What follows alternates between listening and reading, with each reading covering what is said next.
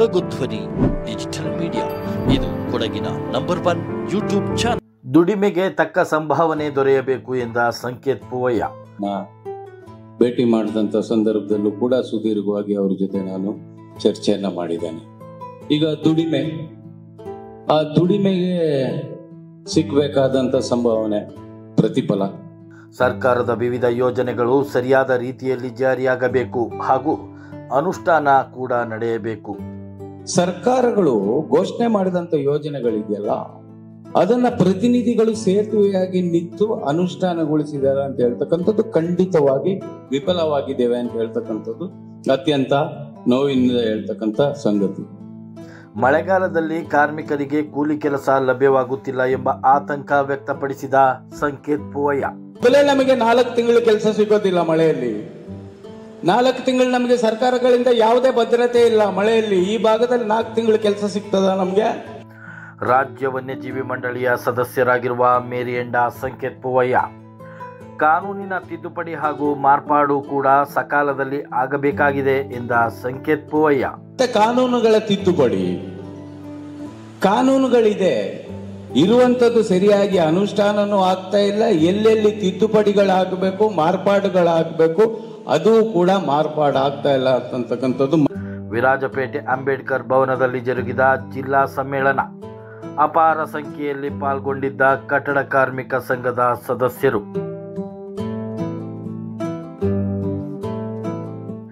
ಜಿಲ್ಲಾ ಕಟ್ಟಡ ಕಾರ್ಮಿಕರ ಸಂಘದ ಅಧ್ಯಕ್ಷರಾದ ಸಾಬು ಅಧ್ಯಕ್ಷತೆಯಲ್ಲಿ ಜರುಗಿದ ಜಿಲ್ಲಾ ಸಮ್ಮೇಳನ.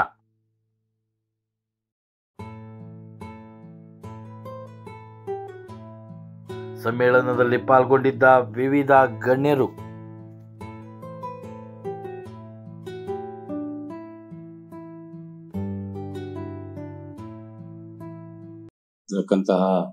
ಎಲ್ಲ ಸಂಘಟನೆಯ ಪ್ರಮುಖರೇ, ಪದಾಧಿಕಾರಿಗಳೇ, ಸದಸ್ಯರೇ, ಇಲ್ಲಿ ನೆರೆದಂತಹ ನನ್ನ ಎಲ್ಲ ಕಟ್ಟಡ ಕಾರ್ಮಿಕ ಸಹೋದರ ಸಹೋದರಿಯರೇ, ಈ ಸಭೆಗೆ ಆಗಮಿಸಿರ್ತಕ್ಕಂತಹ ಮಾಧ್ಯಮದ ಪ್ರತಿನಿಧಿಗಳೇ, ಮತ್ತೆ ನೆರೆದಂತಹ ಎಲ್ಲ ನನ್ನ ಸಹೋದರ ಸಹೋದರಿಯರು, ಮೊಟ್ಟ ಮೊದಲನೇದಾಗಿ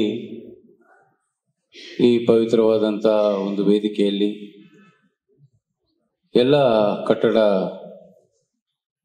ಕಾರ್ಮಿಕ ನನ್ನ ಸಹೋದರ ಸಹೋದರಿಯರ ಜೊತೆ ಈ 2ನೇ ಸಭೆಯಲ್ಲಿ ಸಮ್ಮೇಳನದಲ್ಲಿ ಪಾಲ್ಗೊಳ್ಳೋದಿಕ್ಕೆ ಮತ್ತೆ ನನ್ನ ಕೆಲವು ಭಾವನೆಗಳನ್ನ ತಮ್ಮ ಜೊತೆ ಹಂಚಿಕೊಳ್ಳೋದಕ್ಕೆ ಅವಕಾಶವನ್ನ ಕೊಟ್ಟಿದ್ದಕ್ಕಾಗಿ ಸಂಘಟನೆಯ ಅಧ್ಯಕ್ಷರಿಗೆ ಮತ್ತೆ ಎಲ್ಲರಿಗೂ ಕೂಡ ತಮಗೆ ನಾನು ನನ್ನ ಧನ್ಯವಾದಗಳನ್ನ ಅರ್ಪಿಸ್ತೇನೆ.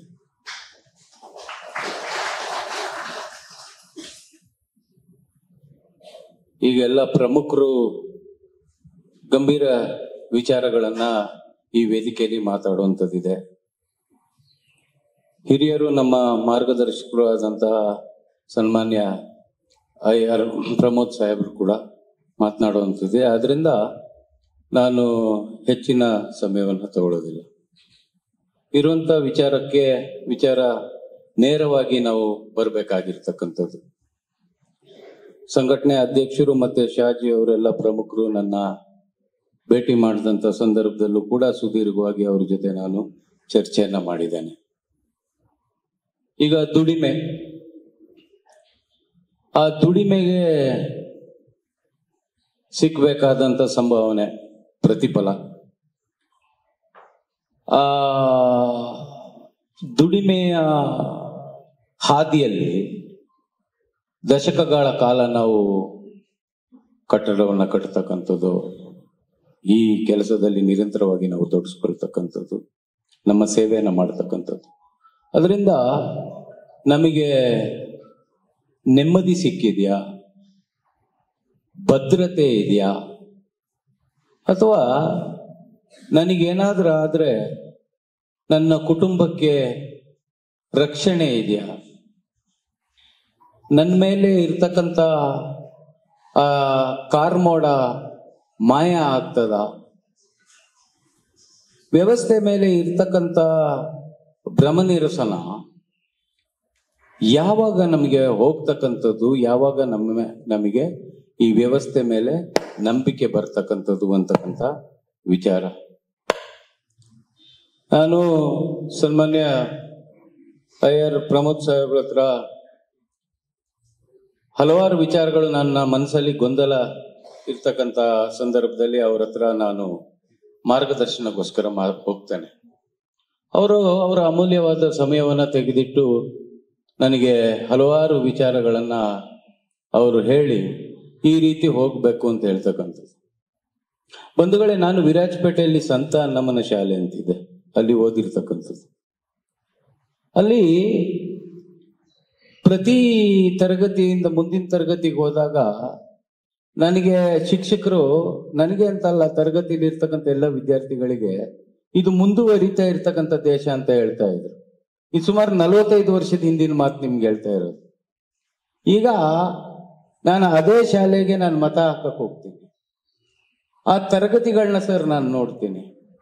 45 ವರ್ಷ ಆಗಿದೆ ಪಾಠ ಮಾಡಿ, ಆದ್ರೆ ಇವತ್ತು ಮತ ಹಾಕಕ್ ಹೋಗುವಾಗ ಇದು ಮುಂದುವರಿದ ದೇಶ ಅಂತಾನೆ ಇದೆ, ಇನ್ನು ಮುಂದುವರೆದಿಲ್ಲ. ಕಾರಣ ಯಾಕೆ ಅಂತ ಹೇಳ್ತಕ್ಕಂಥದ್ದು, ಈ ಪ್ರಪಂಚದಲ್ಲಿ ಇವತ್ತು ಪವಿತ್ರವಾದಂತ ಒಂದು ಅಂಬೇಡ್ಕರ್ ಭವನದಲ್ಲಿ ನಾವಿದ್ದೀವಿ. ಪ್ರಪಂಚದಲ್ಲಿ ಅತ್ಯಂತ ಪವಿತ್ರವಾದಂತ ಸಂವಿಧಾನವನ್ನ ಡಾಕ್ಟರ್ ಬಾಬಾ ಸಾಹೇಬ್ ಅಂಬೇಡ್ಕರ್ ಅವರು ನಮಗೆ ಕೊಟ್ಟಿದ್ದಾರೆ. ಸಂವಿಧಾನದಿಂದಾಗಿ ಸುಮಾರು 200 ದೇಶದಲ್ಲಿ ನಮ್ಮ ದೇಶಕ್ಕೆ ಒಳ್ಳೆಯ ಒಂದು ಹೆಸರು ಇದೆ. ನಮಗೆ ಸಮಾನ ಅವಕಾಶಗಳು ಸಿಗ್ತಕ್ಕಂಥದ್ದು, ಅಥವಾ ನಮ್ಮ ಮಕ್ಕಳಿಗೆ ಅವಕಾಶಗಳು ಸಿಗ್ತಕ್ಕಂಥದ್ದು, ಇದೆಲ್ಲ ಆಗ್ತಾ ಇದೆ. ಆದ್ರೆ 79 ವರ್ಷದಿಂದ ಆಳಿದಂತ ಸರ್ಕಾರಗಳು, ಕೇಂದ್ರನೇ ಇರ್ಬೋದು ಅಥವಾ ರಾಜ್ಯನೇ ಇರ್ಬೋದು, ಅದನ್ನ ಸಂಪೂರ್ಣವಾಗಿ ಅನುಷ್ಠಾನಕ್ಕೆ ತಂದಿದ್ದಾರ ಅಂತ ಹೇಳ್ತಕ್ಕಂಥದ್ದು. ಸಂಪೂರ್ಣವಾಗಿ ಅನುಷ್ಠಾನಕ್ಕೆ ತರುವಂತ ಕೆಲಸ ಆಗಿದ್ದಿದ್ರೆ ಖಂಡಿತ ನಮ್ಮ ದೇಶ ಇವತ್ತು ಮುಂದುವರಿದ ದೇಶ ಆಗ್ತಾ ಇರಲಿಲ್ಲ. ಖಂಡಿತ ಅದು ಮುಂದುವರಿದಂತ ಒಂದು ದೇಶ ಆಗ್ತಾ ಇತ್ತು. ಅತ್ಯಂತ ನೋವಿನಿಂದ ಹೇಳ್ತಕ್ಕಂಥ ಸಂಗತಿ. ಯೋಜನೆಗಳು ಜಾರಿ ಆಗ್ತಾ ಇದೆ, ಡೆಲ್ಲಿಯಿಂದ ಜಾರಿ ಆಗ್ತಾ ಇದೆ, ಘೋಷಣೆ ಆಗ್ತಾ ಇದೆ, ಬೆಂಗಳೂರಿಂದ ಘೋಷಣೆ ಆಗ್ತಾ ಇದೆ, ಮಡಿಕೇರಿಯಿಂದ ಯೋಜನೆಗಳೆಲ್ಲ ಅದು ನಮ್ಮ ಕಾರ್ಮಿಕರ ವಿಚಾರದಲ್ಲೂ ಕೂಡ ಅಷ್ಟೇ ಯೋಜನೆಗಳು ಜಾರಿ ಆಗ್ತಾ ಇದೆ. ಆದ್ರೆ ಅದನ್ನ 79 ವರ್ಷದಿಂದ ಅನುಷ್ಠಾನಕ್ಕೆ ಸರ್ಕಾರಗಳು ಘೋಷಣೆ ಮಾಡಿದಂತ ಯೋಜನೆಗಳಿದೆಯಲ್ಲ, ಅದನ್ನ ಪ್ರತಿನಿಧಿಗಳು ಸೇತುವೆಯಾಗಿ ನಿಂತು ಅನುಷ್ಠಾನಗೊಳಿಸಿದ್ದಾರೆ ಅಂತ ಹೇಳ್ತಕ್ಕಂಥದ್ದು ಖಂಡಿತವಾಗಿ ವಿಫಲವಾಗಿದ್ದೇವೆ ಅಂತ ಹೇಳ್ತಕ್ಕಂಥದ್ದು ಅತ್ಯಂತ ನೋವಿನಿಂದ ಹೇಳ್ತಕ್ಕಂಥ ಸಂಗತಿ. ಕಟ್ಟಡ ಕಾರ್ಮಿಕರ ವಿಚಾರ ನಾವು ಮಾತಾಡ್ತಿದ್ದೀವಿ. ಕೊಡಗಿನಲ್ಲಿ ಸುಂದರವಾದ ಅವರ ಕನಸಾಧಾರಿತ ಕಟ್ಟಡಗಳು ಅಂತ ಹೇಳ್ಬೋದು. ದೊಡ್ಡ ದೊಡ್ಡ ಕಟ್ಟಡಗಳನ್ನ, ಮನೆಗಳನ್ನ, ಪ್ರವಾಸೋದ್ಯಮ ಕೂಡ ಬೆಳೆದಿದೆ. ಬೆಟ್ಟದ ತುದೀಲಿ ಕಷ್ಟಪಟ್ಟು ಪ್ರವಾಸಿಗರಿಗೆ ಬೇಕಾದಂತ ಕಟ್ಟಡಗಳನ್ನ, ಸೌಕರ್ಯಗಳನ್ನ, ಎಲ್ಲ ವಿಚಾರದಲ್ಲೂ ಕೂಡ ಕಟ್ಟಡ ಕಾರ್ಮಿಕರು ಬೆವರು ರಕ್ತ ಸುರಿಸಿ ಕೆಲಸ ಮಾಡ್ಕೊಂಡೇ ಬಂದಿದ್ದಾರೆ. ಅವರು ನಿರಂತರವಾಗಿ ಕೆಲಸ ಮಾಡ್ಕೊಂಡೇ ಹೋಗ್ತಾ ಇದ್ದಾರೆ. ಆದ್ರೆ ಈ ಅರಮನೆ ಅಂತ ಮನೆ ಕಟ್ಟದಂತವ್ರು, ಐಷಾರಾಮಿ ಈ ಹೋಟೆಲ್ಗಳನ್ನೆಲ್ಲ ಕಟ್ಟದಂತವರ ಬದುಕು, ಬೆಟ್ಟದ ಮೇಲೆ ಹೋಗಿ ಕಟ್ಟದಂತವನ್ನ ಬೆಟ್ಟದಷ್ಟು ಸಮಸ್ಯೆ ಇದೆಯಲ್ಲ, ಆ ಬೆಟ್ಟದಷ್ಟು ಸಮಸ್ಯೆ ಪರಿಹಾರ ಆಗಿದೆ. ವೇದಿಕೆ ಮಾತು, ವೇದಿಕೆಯಲ್ಲಿ ದೊಡ್ಡ ದೊಡ್ಡ ಮಾತುಗಳನ್ನು 70 ವರ್ಷದಿಂದ ಕೇಳ್ತಾ ಬಂದಿದ್ದೀವಿ. ವೇದಿಕೆಯಿಂದ 4 ಮೆಟ್ಲು ಇಳಿದ ಮೇಲೆ ಅದು ಯಾವತ್ತೂ ಕೂಡ ಕಾರ್ಯಗತ ಆಗಲಿಲ್ಲ. ಸಂಬಂಧಪಟ್ಟಂತ ಕಲ್ಯಾಣ ಮಂಡಳಿಗಳೇನಿದೆ, ಸರ್ಕಾರದ ವ್ಯವಸ್ಥೆಗಳಿದೆ, ಅಲ್ಲಿಯೇ ಭ್ರಷ್ಟಾಚಾರಗಳು ನಡೀತಾ ಇದೆ. ಯಾವುದೇ ರೀತಿ ಅದಕ್ಕೆ ಕಡಿವಾಣ ಬೀಳ್ತಾ ಇಲ್ಲ ಅಂತ ಹೇಳ್ತಕ್ಕಂಥದ್ದು. ಎಲ್ಲಾ ರೀತಿನಲ್ಲೂ ನೀವು ಕಟ್ಟಡ ಕಾರ್ಮಿಕರು ಏನು ನಾವು ಇವತ್ತು ಕೂಡಿದ್ದೇವೆ, ನಾವು ಹಲವಾರು ವರ್ಷಗಳಿಂದ, ದಶಕಗಳಿಂದ ನೋಡಿದ್ರೆ ಪ್ರತಿ ವರ್ಷ ಒಂದು ಮನೆ ಕಟ್ಟೋದೇ ಇರಲಿ, ಇನ್ನೊಂದು ಕಟ್ಟಡ ಕಟ್ಟೋದೇ ಇರಲಿ, ಪ್ರತಿ ವರ್ಷ ಅದು ಹೆಚ್ಚಾಗ್ತಾನೆ ಹೋಗ್ತಾ ಇದೆ. ಅದು ಸಿಮೆಂಟಿನ ದರ ಇರ್ಬೋದು, ಕಬ್ಬಿಣ ಇರ್ಬೋದು, ಸ್ಟೀಲ್ ಇರ್ಬೋದು, ಯಾವುದೇ ಇರ್ಬೋದು, ಮರಳು ಇರ್ಬೋದು, ಯಾವುದೇ, ಅದು ದರ ಹೆಚ್ಚಿಗೆ ಆಗ್ತಾ ಹೋಗ್ತಾ ಇದೆ.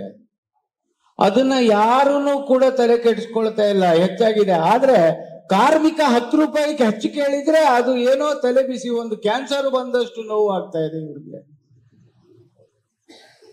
ಕಟ್ಟಡದ ಬಾಕಿ ಎಲ್ಲ ವೆಚ್ಚಗಳು ಹೆಚ್ಚಾದ್ರೂ ಕೂಡ ಏನು ತೊಂದರೆ ಇಲ್ಲ, ಏನೋ ಮುಂದಕ್ಕೆ ಹಾಕೊಂಡು ಹೋಗೋಣ, ಅದನ್ನ ಮಾಡೇ ಮಾಡ್ಬೇಕಲ್ವಾ ಅಂತ ಹೇಳ್ತಾರೆ. ಆದ್ರೆ ಬೆವರು ರಕ್ತ ಸುರಿಸ್ತಕ್ಕಂಥ ಕಾರ್ಮಿಕ 10 ರೂಪಾಯಿ ಕೇಳಿದ್ರೆ ಅದು ಮಾತ್ರ ತುಂಬಾ ದೊಡ್ಡ ಪ್ರಮಾಣದ ಮನಸ್ಸಿಗೆ ನೋವಾಗ್ತಕ್ಕಂಥದ್ದು.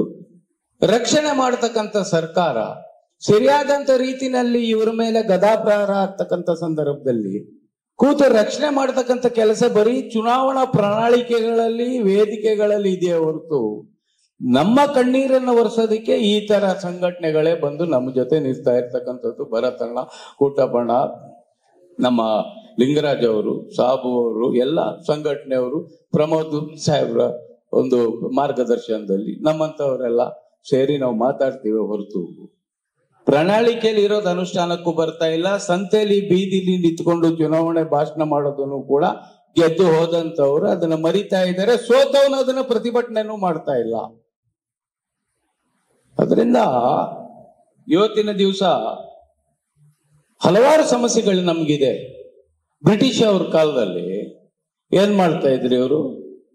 ಎಲ್ಲ ಮೈಸೂರನ್ನ ಬೇರೆ ಮಾಡೋದು, ಗ್ವಾಲಿಯರ್ನ ಬೇರೆ ಮಾಡೋದು, ಭಾರತನೆಲ್ಲ ಹಂಚಿಬಿಟ್ಟು ನಮ್ಮಲ್ಲಿ ಒಮ್ಮತ ಮೂಡೋದಕ್ಕೆ ಬಿಡದೇನೆ ಇವರು ಅದನ್ನ ಬ್ರಿಟಿಷ್ ಅವರು ಬಂದು ಕಬ್ಜಾ ಮಾಡಿ ನಮ್ನ ಆಳಿದ ರೀತಿ ಇವತ್ತು ಬಂಡವಾಳಶಾಹಿಗಳು ಏನ್ ಮಾಡ್ತಾ ಬೇಕಾಗ್ತದೆ ನಾನು ಇವತ್ತು. ಯಾಕಂದ್ರೆ ಅವ್ರ ಮೇಲೆ ಸರ್ಕಾರನೂ ಕಡಿವಾಣ ಆಗ್ತಾ ಇಲ್ಲ. ಗುತ್ತಿಗೆದಾರರು ಇವತ್ತು ನಮ್ಮ ಜಿಲ್ಲೆಯಲ್ಲಿ ಅಸ್ಸಾಮಿಂದ ಏನ್ ಶ್ರಮಜೀವಿಗಳು ಬರ್ತಾ ಇದ್ದಾರೆ. ಅವರು ಶ್ರಮಜೀವಿಗಳು ಕಷ್ಟಪಟ್ಟು ದುಡಿಯೋದಕ್ಕೆ ಬಂದಿರೋದು 3000 ಕಿಲೋಮೀಟರ್. ಅವನ ಪಾಪ 400 ರೂಪಾಯಿ ದುಡಿಯೋದಕ್ಕೆ ಬರ್ತಾನೆ. ಅವನ ಪಾಪ ಶ್ರಮಜೀವಿಯೇ, ಒಪ್ಬೇಕು ಅವನ ಕೆಲಸ. ಆದ್ರೆ ಇಲ್ಲಿ ಗುತ್ತಿಗೆದಾರರು ಏನ್ ಮಾಡ್ತಾ ಇದ್ದಾರೆ? ಅವರು ಸಿಗ್ತಾರೆ ಅಂತ ಹೇಳಿ ಅವ್ರ ಮೇಲೇನೂ ಅನ್ಯಾಯ ಮಾಡ್ತಕ್ಕಂಥದ್ದು. ಬರೀ 8 ಗಂಟೆ ದುಡಿಸ್ಕೊಳ್ತಾ ಇದ್ದಾರೆ, 7 ಗಂಟೆ ದುಡಿಸ್ಕೊಳ್ತಾ ಇದ್ದಾರೆ ಅವ್ರ ಕೈಲಿ. ಅವ್ರ ಮೇಲೂ ಗದಾಪ್ರಹಾರ ಮಾಡಿ ನಾವು ಬಿಟ್ರೆ ಅವರು ಇದ್ದಾರೆ ಅಂತಕ್ಕಂಥ ಒಂದು ವಾತಾವರಣ, ಭಯದ ವಾತಾವರಣ ನಮಗೆ ನಿರ್ಮಾಣ ಮಾಡಿ. ಮೊದಲೇ ನಮಗೆ 4 ತಿಂಗಳು ಕೆಲಸ ಸಿಗೋದಿಲ್ಲ ಮಳೆಯಲ್ಲಿ. 4 ತಿಂಗಳು ನಮಗೆ ಸರ್ಕಾರಗಳಿಂದ ಯಾವುದೇ ಭದ್ರತೆ ಇಲ್ಲ ಮಳೆಯಲ್ಲಿ. ಈ ಭಾಗದಲ್ಲಿ 4 ತಿಂಗಳು ಕೆಲಸ ಸಿಗ್ತದ ನಮ್ಗೆ? 4 ತಿಂಗಳು ಕೆಲಸ ಮಳೆಯಲ್ಲಿ? ಆಗ ಈ ಒಂದು ಅಭದ್ರತೆ ಮಧ್ಯ ಈ ಅಸ್ಸಾಮಿನ ಒಂದು ಅಭದ್ರತೆಯನ್ನು ನಮಗೆ ಕಾಡಿ ವಿಧಿ ಇಲ್ದೇನೆ ಇವರು ಹೇಳೋ ಲೆಕ್ಕಾಚಾರದಲ್ಲಿ ನಾವು ಜೀತದ ಆಳುಗಳ ತರ ಕೆಲಸ ಮಾಡಬೇಕು ಅಂತಕ್ಕಂಥ ಒಂದು ವಾತಾವರಣ ಸೃಷ್ಟಿ ಮಾಡಿ ಎರಡೂ ಭಾರತೀಯರಿಗೆ, ಅವರು ಭಾರತೀಯರೇ, ಅವ್ರಿಗೆ ಅನ್ಯಾಯ ಮಾಡಿ ಗದಾಪ್ರಹಾರ ಮಾಡ್ತಾ ಇರ್ತಕ್ಕಂಥದ್ದನ್ನ ಭದ್ರತೆ ಕೊಡ್ತಕ್ಕಂಥದ್ದು ಯಾರ ಕೆಲಸ? ಸರ್ಕಾರದ ಕೆಲಸ. ಸರ್ಕಾರಗಳು ಅದನ್ನ ಮಾಡ್ತಾ ಇಲ್ಲ ಅಂತ ಹೇಳ್ತಕ್ಕಂಥ ವಿಚಾರ ತುಂಬಾ ನೋವಿನಿಂದ ಹೇಳ್ತಾ, ಎಲ್ಲ ದೊಡ್ಡ ದೊಡ್ಡ ಕಾಮಗಾರಿಗಳೇನಿದೆ ಇವತ್ತು ಖಾಸಗಿಯವರು ಮತ್ತೆ ಸರ್ಕಾರ ಜಂಟಿಯಾಗಿ ಮಾಡ್ತಕ್ಕಂಥ ಯೋಜನೆಗಳೇನಿದೆ ಅದರಲ್ಲಿ ಮೂಲ ಕಾರ್ಮಿಕರೇನು ಅದರಲ್ಲಿ ಭಾಗಿದಾರರಿದ್ದಾರೆ. ಜಾಯಿಂಟ್ ವಿನ್ ವಿನ್ ಸಿಚುವೇಶನ್ ಅಂತ ಹೇಳ್ತಾರೆ. Joint projects, private public partnership ಅಂತ ಹೇಳ್ತಾರೆ. ಲೇಬರ್ದು ಮಾತೇ ಇಲ್ಲ ಅದರಲ್ಲಿ. ವಿನ್ ವಿನ್ ಅಲ್ಲ, ವಿನ್ ವಿನ್ ವಿನ್ ಆಗ್ಬೇಕು. ಮೂರನೇದು ಶ್ರಮಜೀವಿಯ ಪಾತ್ರ ಹೆಚ್ಚಿರ್ತಕ್ಕಂಥದ್ದು. ಅದು ಯಾಕೆ ವಿನ್ ವಿನ್ ಆಗ್ಬೇಕು? ವಿನ್ ವಿನ್ ವಿನ್ ಆಗ್ಬೇಕಲ್ವಾ? ಯಾವುದೇ ಆದಂತ ಒಂದು ನಿರ್ಧಾರಗಳು ಕೇಂದ್ರದಿಂದನೂ ಇಲ್ಲ. ಶ್ರಮಜೀವಿಯನ್ನ ರಕ್ಷಣೆ ಮಾಡ್ತಕ್ಕಂಥದ್ದು, ಅವನು ಮಾಡ್ತಕ್ಕಂಥ ಕೆಲಸಕ್ಕೆ ಸರಿಯಾದಂತ ರೀತಿನಲ್ಲಿ ಅವನಿಗೆ ಗೌರವವನ್ನ ಕೊಡ್ತಕ್ಕಂಥ ಕೆಲಸ ಇವತ್ತಿನ ತನಕ ಆಗ್ಲಿಲ್ಲ ಅಂತ ಹೇಳ್ತಕ್ಕಂಥದ್ದು ಅತ್ಯಂತ ನೋವಿನಿಂದ ಹೇಳ್ತಕ್ಕಂಥದ್ದು. ಮತ್ತೆ ಕಾನೂನುಗಳ ತಿದ್ದುಪಡಿ, ಕಾನೂನುಗಳಿದೆ, ಇರುವಂಥದ್ದು ಸರಿಯಾಗಿ ಅನುಷ್ಠಾನನೂ ಆಗ್ತಾ ಇಲ್ಲ. ಎಲ್ಲೆಲ್ಲಿ ತಿದ್ದುಪಡಿಗಳಾಗಬೇಕು, ಮಾರ್ಪಾಡುಗಳಾಗಬೇಕು, ಅದು ಕೂಡ ಮಾರ್ಪಾಡು ಆಗ್ತಾ ಇಲ್ಲ ಅಂತಕ್ಕಂಥದ್ದು ಮತ್ತೊಂದು ವಿಚಾರ ನಾವು ಇಲ್ಲಿ ಗಂಭೀರವಾಗಿ ಚರ್ಚೆ ಮಾಡಬೇಕಾಗ್ತದೆ. ಉತ್ತಮ ಒಂದು ಸಮಾಜ ನಿರ್ಮಾಣ ಆಗಬೇಕು ಅಂತಕ್ಕಂಥ ನಿರಂತರವಾದಂಥ ಒಂದು ಪ್ರಯತ್ನ. ನಾನು ಕೆಲವು ಪದಾಧಿಕಾರಿಗಳ ಜೊತೆ ಮಾತನಾಡ್ತಿದ್ದೆ. ನಾನು ಸನ್ಮಾನ್ಯ ಪ್ರಮೋದ್ ಸಾಹೇಬ್ರ ತಂದೆಯವರು ಡಾಕ್ಟರ್ ರಾಷ್ಟ್ರವರು ಆ ಕಾಲದಲ್ಲಿ ತುಂಬ ಕಷ್ಟಕರ ವಾತಾವರಣ ಇತ್ತು. ಅವತ್ತಿನ ದಿನಗಳಲ್ಲಿ ಸಮಾಜ ಈ ರೀತಿ ಇರಲಿಲ್ಲ. ಇದಕ್ಕಿಂತ 20 ಪಟ್ಟು 30 ಪಟ್ಟು ಶೋಷಣೆ ಇತ್ತು. ಆ ಸಂದರ್ಭದಲ್ಲಿ ಅವರು ಶ್ರಮಜೀವಿಗಳ ಪರವಾಗಿ, ಬಡವರ ಪರವಾಗಿ, ವ್ಯವಸ್ಥೆಯಿಂದ ಯಾರು ಆ ಯೋಜನೆಗಳಿಂದ ವಂಚಿತರಾಗಿದ್ದಾರೆ, ವ್ಯವಸ್ಥೆ ಮೇಲೆ ಯಾರಿಗೆ ಭ್ರಮನಿರಸನ ಇದೆ, ವ್ಯವಸ್ಥೆ ಮೇಲೆ ಯಾರ ಮೇಲೆ ಕಾರ್ಮೋಡ ಇದೆ, ಕಣ್ಣೀರಿದೆ, ಅದನ್ನು ಒರೆಸ್ತಕ್ಕಂಥ ಒಂದು ಒಳ್ಳೆಯ ಸಮಾಜ ನಿರ್ಮಾಣ ಮಾಡೋದಕ್ಕೆ ಏನು ನಿರಂತರವಾಗಿ ದುಡಿತಾ ಬಂದರು. ಇವತ್ತು ನನಗೆ ಹೆಮ್ಮೆ ಅನಿಸ್ತದೆ. ಇವತ್ತು ಮಕ್ಕಳು IR ಪ್ರಮೋದ್ ಅವರೇ ಇರಲಿ, ಡಾಕ್ಟರ್ ದುರ್ಗಾಪ್ರಸಾದ್ ಇರಲಿ, ಅವೆಲ್ಲ ಅತ್ಯಂತ ಹೆಮ್ಮೆಯಿಂದ ನಾನು ಹೇಳ್ತೇನೆ. ಅವರು ಮಾಡಿದಂಥ ಸೇವೆ, ಈಗ ಮಕ್ಕಳು ಮಾಡ್ತಾ ಇರ್ತಕ್ಕಂಥ ಸೇವೆ, ನಾನು ತಲೆಬಾಗಿ ಅವರಿಬ್ಬರು ಮಕ್ಕಳಿಗೆ ನಮಸ್ಕಾರ ಮಾಡ್ತೀನಿ ಈ ವೇದಿಕೆಯಲ್ಲಿ. ಯಾಕೆ ಮಾತನ್ನು ಹೇಳ್ತೇನೆ ಅಂತ ಹೇಳಿದರೆ, ವೇದಿಕೆಯಲ್ಲಿ ಮಾತಾಡುವಂಥದ್ದು ತುಂಬ ಸುಲಭ ಇದೆ. 4 ಮೆಟ್ಲು ಇಳಿದ ಮೇಲೆ ಅದೇ ದಾರಿಯಲ್ಲಿ ನಡೀತಕ್ಕಂಥದ್ದು ತುಂಬ ಕಷ್ಟಕರ ವಿಚಾರ ಇದೆ. ಆದ್ದರಿಂದ ಬಂಧುಗಳೇ, ನಾನು ಮೊದಲೇ ಹೆಚ್ಚಿನ ಸಮಯ ತಗೊಳ್ಳೋದೇನೆ ಅಂತೇಳಿ ಬಹುಶಃ ತಗೊಂಡಿದ್ದೇನೆ. ಆದರೆ ಇನ್ನಷ್ಟು ಹಲವಾರು ವಿಚಾರಗಳನ್ನ ಮಾತಾಡೋದಿದೆ. ಮತ್ತೊಮ್ಮೆ ಸಾಬು ಅವರು, ಭರತ್ ಅವರು, ನಮ್ಮ ಕುಟಪ್ಪನವರೆಲ್ಲ ಅವಕಾಶ ಕೊಟ್ಟರೆ ನಾನು ಮಾತಾಡ್ತೀನಿ. ಕರ್ನಾಟಕ ರಾಜ್ಯದ ವನ್ಯಜೀವಿ ಅರಣ್ಯ ಇಲಾಖೆ ವನ್ಯಜೀವಿ ಘಟಕಗಳ ದಿನಗೂಲಿ ನೌಕರರ ಸಂಘದ ರಾಜ್ಯದ ಅಧ್ಯಕ್ಷನಾಗಿ ನಾನು ಕೆಲಸ ಮಾಡ್ತಾ ಇದ್ದೇನೆ. ಆ ನೌಕರರ ಕಣ್ಣೀರು ಏನಿದೆ ಅಂತ ನನಗೆ ಗೊತ್ತಿದೆ. ಸರ್ಕಾರಗಳಿಂದ ಯಾವ ರೀತಿ ಅವರ ಮೇಲೆ ಗದಾಪ್ರಹಾರ ಆಗ್ತಿದೆ ಅಂತಕ್ಕಂಥದ್ದನ್ನು ಗೊತ್ತಿದೆ. ಇದಕ್ಕೆಲ್ಲ ಒಂದೇ ಮಾರ್ಗ ಅಂತ ಏನು ಅಂತ ಹೇಳಿದರೆ, ನಾವೆಲ್ಲ ಒಂದಾಗಿ ನಮ್ಮ ಹಕ್ಕುಗಳನ್ನು ಪಡ್ತಕ್ಕಂಥ ಕೆಲಸ, ನಮ್ಮ ಶಕ್ತಿಯನ್ನು ತೋರಿಸ್ತಕ್ಕಂಥದ್ದು ನಾವೆಲ್ಲ ಒಂದಾದರೆ ಮಾತ್ರ ಸಾಧ್ಯ, ಸಂಘಟಿತರಾದರೆ ಮಾತ್ರ ಸಾಧ್ಯ ಅಂತ ಹೇಳ್ತಕ್ಕಂಥ ಮಾತನ್ನು ಹೇಳ್ತಾ, ಒಂದು ಉತ್ತಮ ಸಮಾಜ ನಿರ್ಮಾಣ ಮಾಡೋದರಲ್ಲಿ ನಮಗೆ ಯಾವಾಗ ಯಶಸ್ಸು ಸಿಗ್ತದೆ ಅಂತ ಹೇಳಿದರೆ, ಒಂದು ವ್ಯಸನ ಮುಕ್ತ ಸಮಾಜ ನಿರ್ಮಾಣ ಆಗಬೇಕು. ಅತ್ಯಂತ ಮುಖ್ಯ ಇದೆ ಅದು. ಒಂದು ವ್ಯಸನ ಮುಕ್ತ ಸಮಾಜ ಅಂತ ಹೇಳಿದ್ರೆ, ಈ ವ್ಯವಸ್ಥೆ ಮೇಲೆ ನಮಗೆಲ್ಲ ನಂಬಿಕೆ ಬರ್ತಕ್ಕಂಥ ಒಂದು ಸಮಾಜ ನಮಗೆ ನಿರ್ಮಾಣ ಆಗಬೇಕು.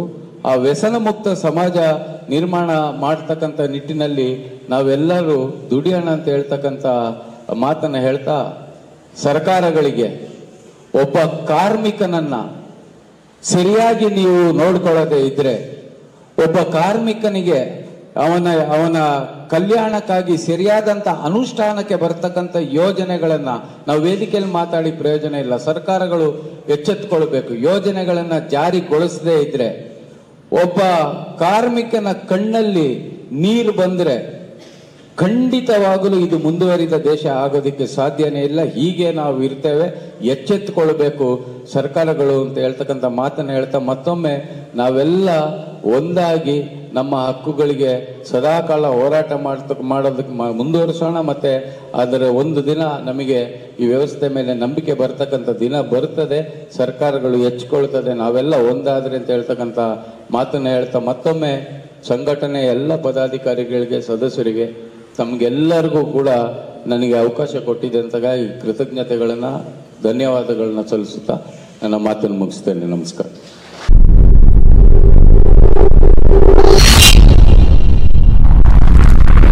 ಕೊಡಗು ಧ್ವನಿ ಡಿಜಿಟಲ್ ಮೀಡಿಯಾ, ಇದು ಕೊಡಗಿನ ನಂಬರ್ 1 ಯೂಟ್ಯೂಬ್ ಚಾನಲ್.